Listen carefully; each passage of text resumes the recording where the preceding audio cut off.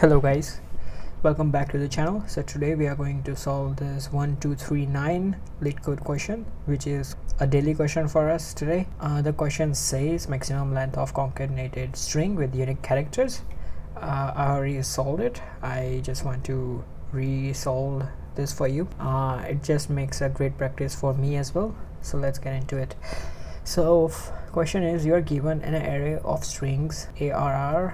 A string S is formed by concatenation of subsequence of that array that has a unique character. Return the maximum possible length of S. Subsequence is an array that can be derived from another array by deleting some or no elements without changing the order of the remaining elements. So I have solved a couple of questions before regarding subsequence. So subsequence can be like in one direction you can think of. So for instance, UN and IQ both can be a subsequence, but again UN and UE cannot be a subsequence because we are breaking the array, obviously. So the first intuition would be, like, if we are looking for a brute force solution, what would be the logic?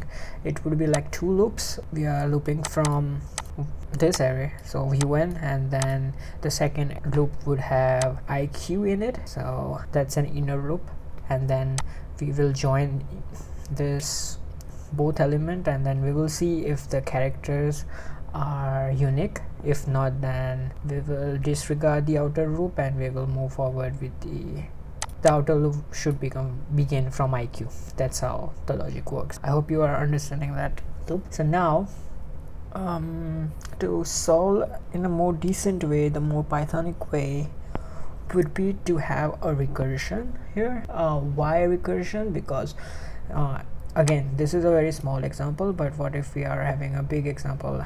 This is again a 4 words but 4 elements, but if there were like 26 of 16 of elements, then it would be a much tougher, because each of the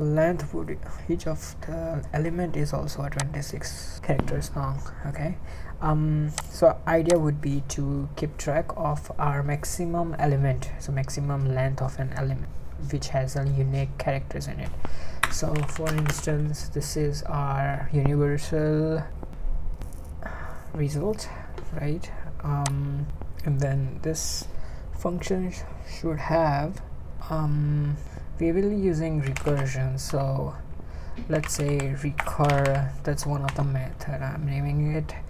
Obviously you can name it better, but we will have a recursion on that array. Then we will have an index from where we want to loop through, right?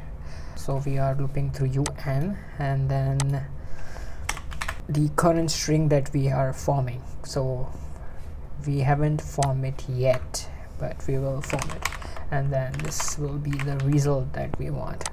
So now we want to define this method, right? So now let's begin defining. So again, I just need to clear some things up. So this is like a self, and then we have array, and then index, and then current string. Yeah, current string. So how we can determine if the current string is actually having a unique characters? Of course, by using set, right? So the idea, this is a entry level logic, right? So set and then current, and that's how we know, sorry, not equal to, so that's how we know that it's not having a unique characters in it, and that's why we want to return it with no results back. But now we can skip this if we know that current string is actually what we need, that is a unique character string. So now we just want to do this and the length of current string, right? So it will just populate whatever the result is here. So for instance, for this loop we will have UN IQ. Not at this moment, currently we will have nothing. Currently it's empty string, so currently we are still having 0. But now how we want to do it is just want to loop through it. How we are going to loop, it is the index, and then it is the length of that array, right? And now we just call this recursion.